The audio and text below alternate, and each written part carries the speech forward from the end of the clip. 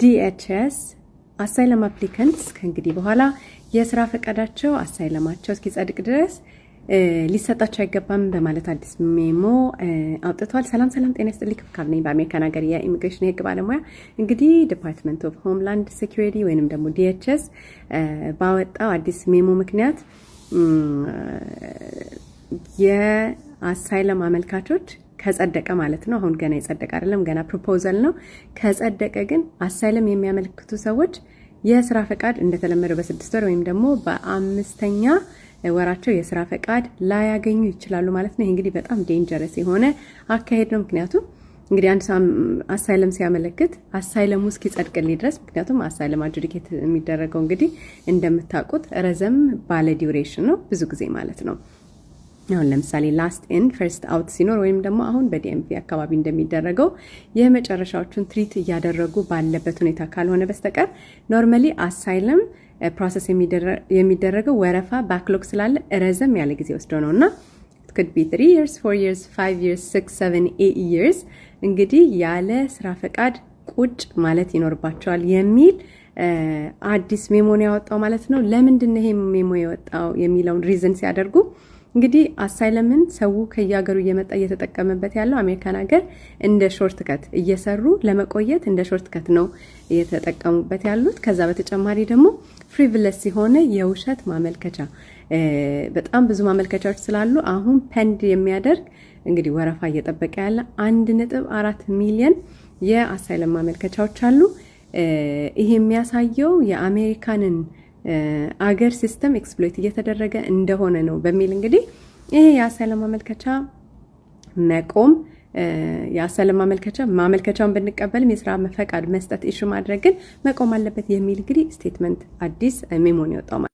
በድጋሚ ይሄ ሜሞ ገና የጸደቀ ባይሆንም ፕሮፖዛል ቢሆንም ነገር ግን የጸደቀ ከሆነ ግን እንግዲህ ለብዙሃኑ እጅግ በጣም አስቸጋሪ ካንሲኩዌንስ ነው የሚኖረው። በጣም ብዙ ሰው ቤተሰብ ይዞ ልጆች ይዞ ህይወቱን እዚህ ላይ መሰረት ያደረገ በጣም ብዙ ሚሊየንስ እነሱ እንዳሉት ፔንዲንግ 1.5 ሚሊዮን ኬዝስ አሉ።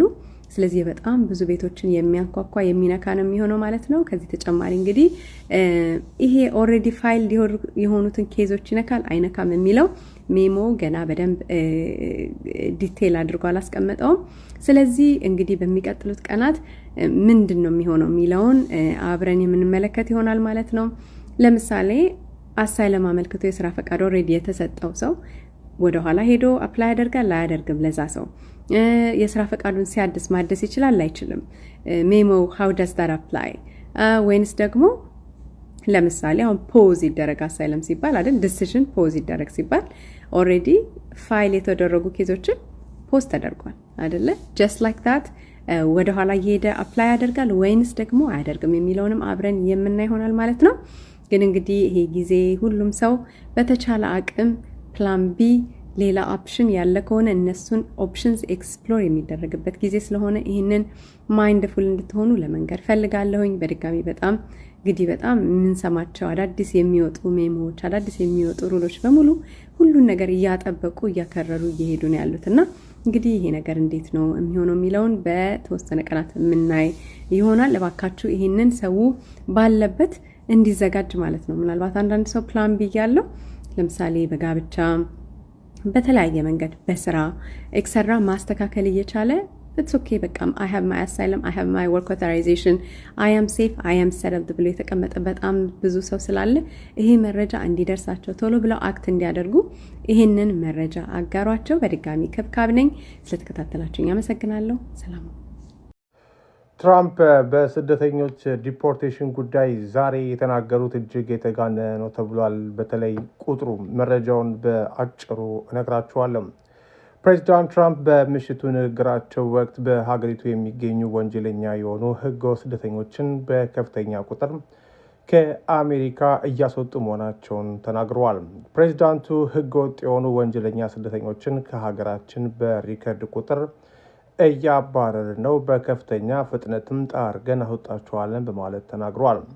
ይሁን እንጂ የተለያዩ የመረጃ ምንጮች እንደሚያሳዩት የፕሬዝዳንቱ ንግግር ከተጨባጭ ሁኔታው ጋር ሲናጸር የተጋነነ ሆኖ ተገኝቷል። በኢሚግሬሽንና የጉምሩክ አስከባሪ ወይም አይስ ቁጥጥር ስር ከሚውሉ ስደተኞች መካከል አብዛኛዎቹም የወንጀል ሪከርድ የሌላቸው መሆኑ ተመልክቷል። በሲራኩስ ዩኒቨርሲቲ የዳታ ማዕከል ወይም TRAC መረጃ መሰረት በህዳር ወር መጨረሻ በቁጥጥር ስር ከነበሩም 68,000 ሰዎች መካከል የወንጀል ጥፋተኝነት የተፈረደባቸው 26 በመቶዎቹ ብቻ ሲሆኑ 47 በመቶዎቹ ግን የኢሚግሬሽን ህግ ጥሰት እንጂ ምንም አይነት የወንጀል ክስ የሌለባቸው ነበሩ።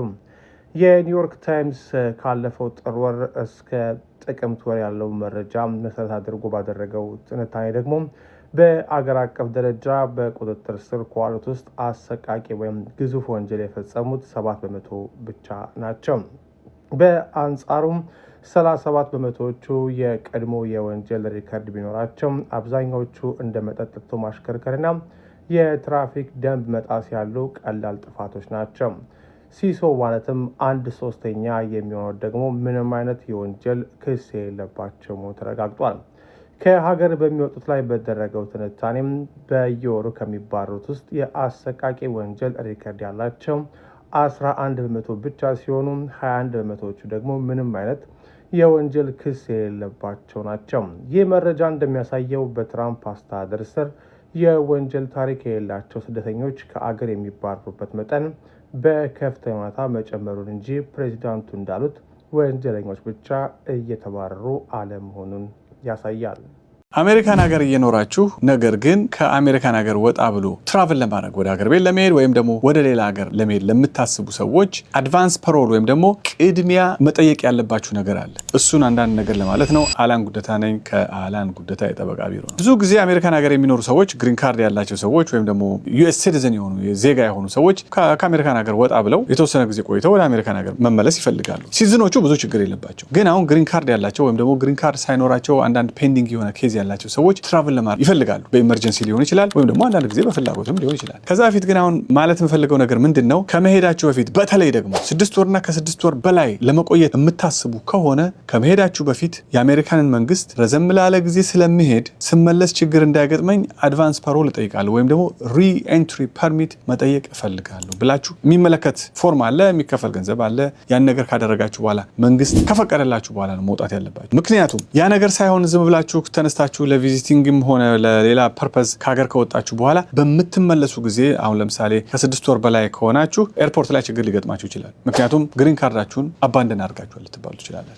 አሳለማችሁ ፔንዲንግ የሆነ ሰው ወይም ደግሞ ቲፒኤስ ላይ ያላችሁም ሰዎች እንደዚህ ከወጣችሁ በኋላ ለመመለስ ይቸግራችኋል። አንሌስ ይሄንን አድቫንስ ፓሮል ጠይቃችሁ ካልተፈቀደላችሁ። የሚያሳዝነው ነገር ደግሞ ምንድነው፣ ኢቭን አድቫንስ ፓሮል የሚባለውን ዶክመንትም ይዛችሁ እንኳን ከአሜሪካን ሀገር ከወጣችሁ በኋላ ለመመለስ በምትፈልጉበት ጊዜ ምንም ጋራንቲ የለም። የቦርድ ፓትሮል ኦፊሰርስ ወይም ደግሞ ኤርፖርት ያሉት ኦፊሰሮች ጀስት አድቫንስ ፓሮል ስላለው ዝም ብለህ ግባ ላይሏችሁ ይችላሉ እና ቱ ሰም ኤክስቴንት ስቲል ሪስክም ሊኖረው ይችላል። ነገር ግን ከ6 ወር በላይ የበለጠ ለመቆየት የምትፈልጉ አሳለማችሁ ፔንዲንግ የሆነ ወይም ደግሞ ቲፒኤስ ላይ ብቻ ያላችሁ ሰዎች ከሀገር ለመውጣት ከፈለጋችሁ ይህንን ዶክመንት መጠየቅ እንዳትታቀቡ።